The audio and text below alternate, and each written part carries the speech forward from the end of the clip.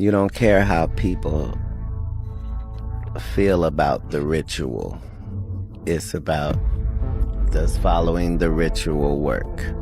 Yeah. And so you can fool yourself into thinking there isn't one, but the evidence will be clear. Hollywood likes to sort of devalue black artists and black folk because you get super talented people at a discounted rate. Katt Williams has been sounding the alarm for years. Hollywood ain't built for the real ones. It's all about the phonies, the gatekeepers, and the industry puppets who play the game just right. But if you've got morals, principles, you're getting pushed out the way. Fast. And that's exactly what Katt claims happened to 90s icon Larenz Tate. Yeah, that Larenz Tate. The one who gave us Straight Fire and Menace II Society, had hearts racing in Love Jones, and served up pure black excellence every time he hit the screen. He was that dude.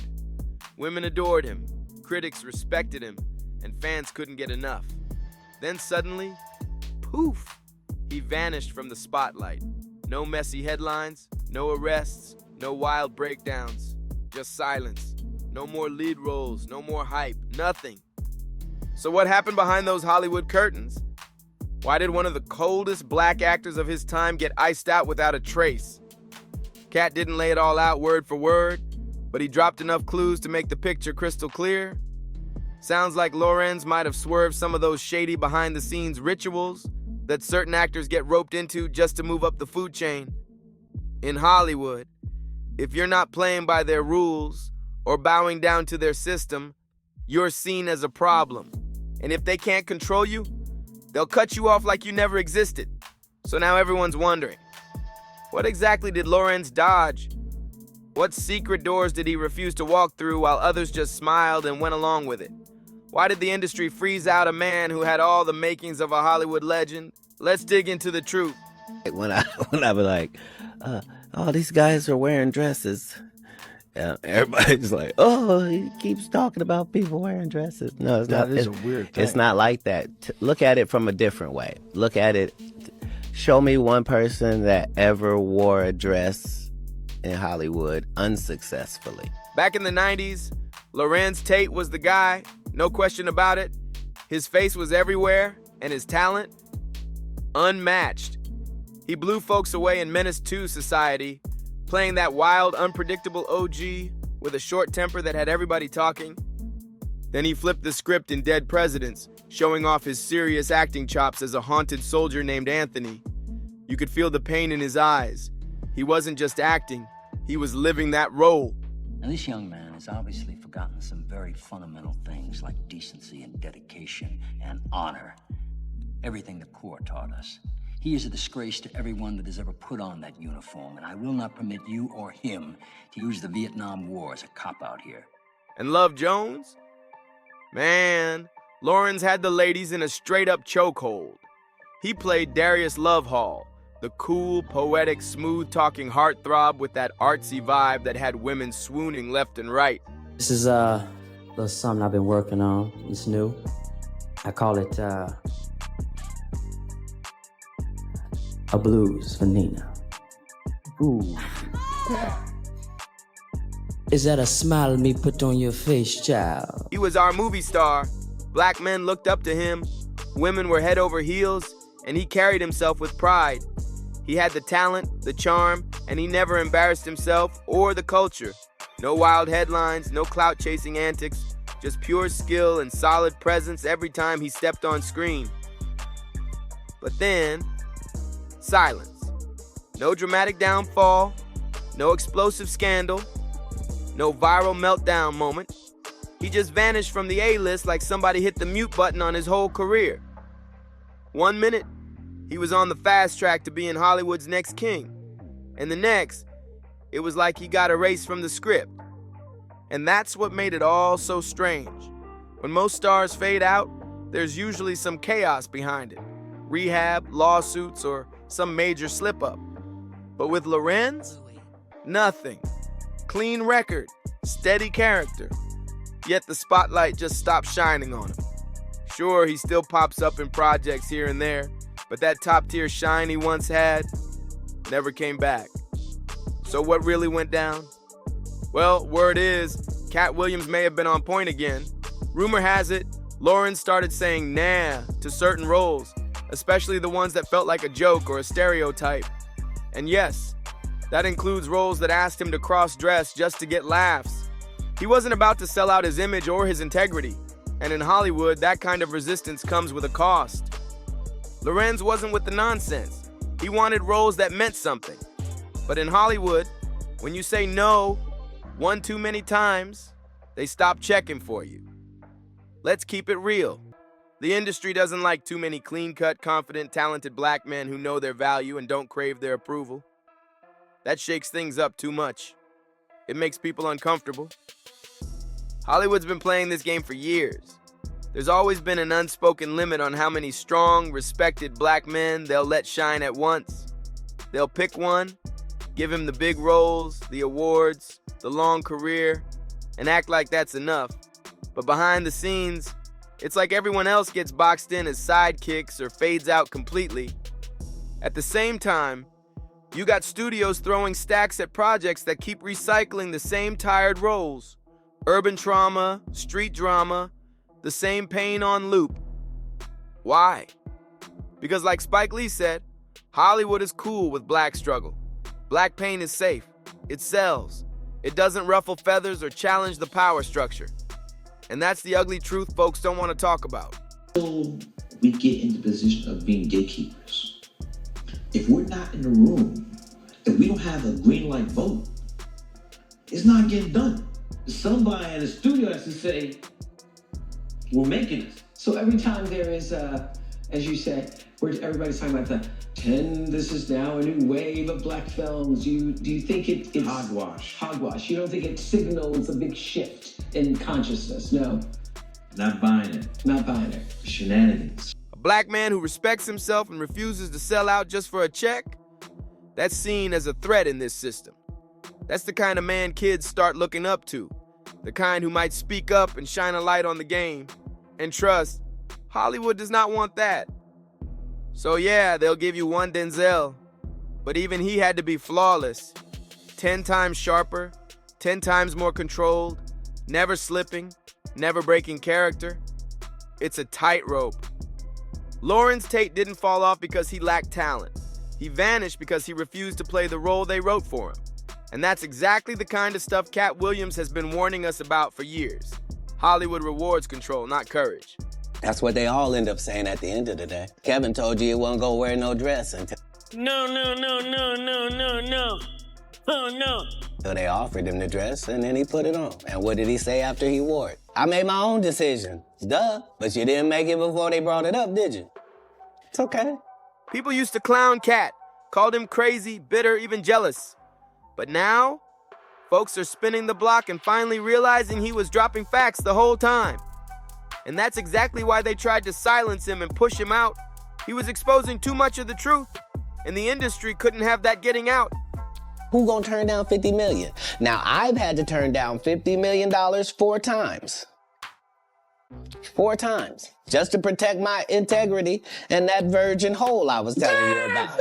Right. Because P. Diddy be wanting to party. And you gotta tell him no. You got to tell him no. I did. One of the biggest things Katt keeps calling out is how Hollywood tests you. And while people love to fixate on the whole dress situation, Katt says, it ain't even about the dress.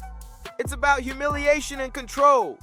Right before you get through that final door, they hit you with the moment where you're supposed to cross your own line, something you'd never do if you were in full control. And once you fold, boom, they got you locked in. Forever. No turning back.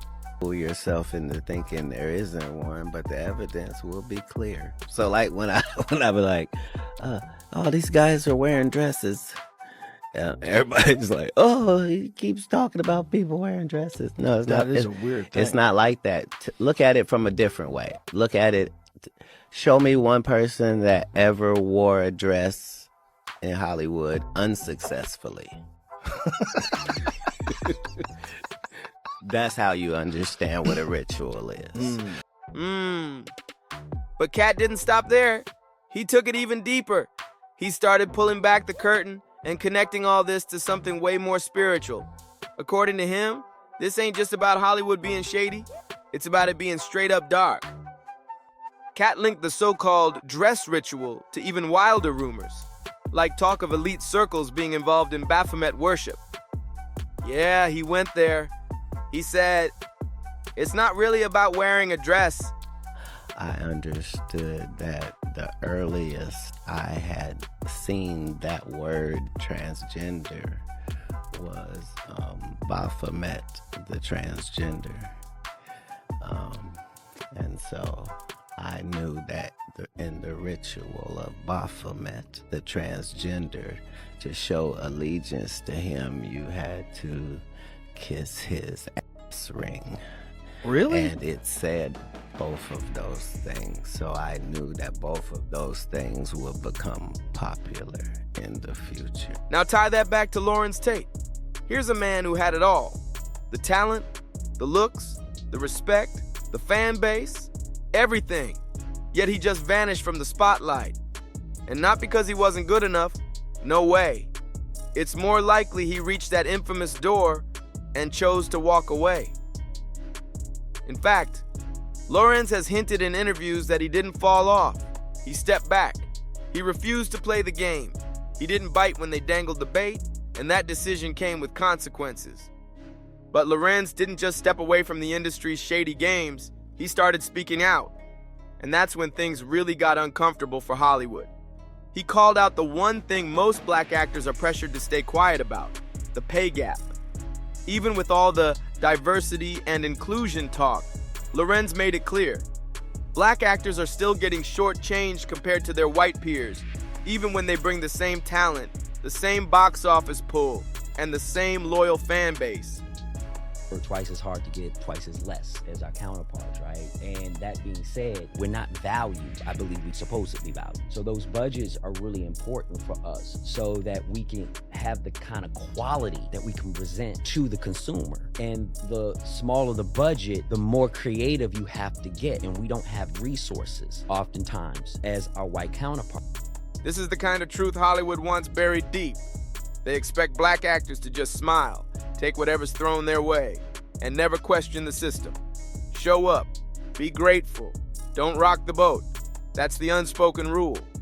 But the second you start talking about fairness or asking for real power, they start pulling strings behind the scenes to shut you down. Just look at Taraji P. Henson or Monique.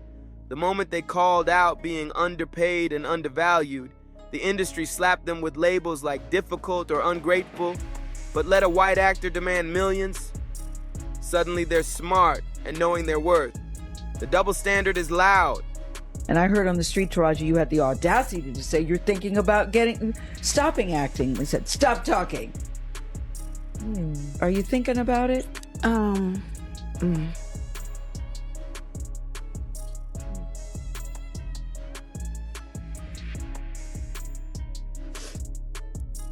I'm just tired of working so hard, being gracious at what I do, getting paid a fraction of the cost. I'm tired of hearing my sisters say the same thing over and over. You get tired. I hear people go, you work a lot. Well, have to. The math ain't math. But Larenz Tate didn't just stop at calling out the paychecks. He went even deeper. He made it clear that tossing black faces into lead rolls and handing out a check isn't enough to fix the real issue. The real power? It's behind the camera. Who's making the decisions? Who's choosing the stories? And who's deciding what gets buried? That's where the real control lives. Larenz said it straight. Until that power shifts, nothing really changes. Because representation without control, that's just decoration. It looks good, but it don't mean anything. is we don't own any platform the way we should. There's a few Black-owned platforms, but we don't have a lot of outlets. We don't have as many. So we are not sort of governing over these entities or these corporations to say, hey, you guys have a great story, y'all want to tell it, and there's money to be made, come here. So when we do find those places, everybody's trying to go through one keyhole. Everybody's trying to go through one tunnel. And even when you go to non-Black owned places, they'll tell you to go over there because they have to find value in what we do. And that's changing quite a bit as we're making it very clear. But Larenz Tate never sold out, and that's exactly why they tried to erase him. He didn't play their game, didn't bow to their rules, and never traded his dignity for $1. And the cost? They iced him out. The big roles vanished, the offers dried up, and the media acted like he never existed. He went from leading man to ghost, not because he lost his edge, but because he refused to be a puppet. He wouldn't let anyone pull his strings. True belief as to why they do it is because Hollywood likes to sort of devalue Black artists and Black folk because you get super talented people at a discounted rate.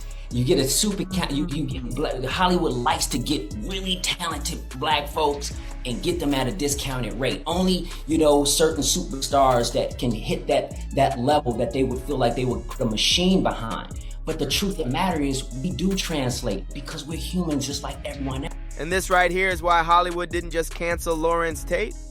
They buried him quietly. That's what they do to folks who won't play puppet. When you're too clean to scandalize but too strong to control, they erase you behind the scenes, no mess, no drama, just silence. But guess what? The truth always finds a way out. And now that Katt's putting Larenz's name in the mix, that says a lot. Because when real ones speak, it shakes the whole system. Larenz didn't fall off. He escaped. And now, the truth is starting to leak through the cracks. So I want to hear from you. What do you think really happened to Larenz Tate? Did he turn down those so-called rituals Katt mentioned? Was it all about being undervalued and underpaid? Or is there an even deeper layer to this whole thing? Drop your thoughts in the comments, share this video, hit that like button, and make sure you subscribe so you don't miss what's coming next. Catch you in the next one.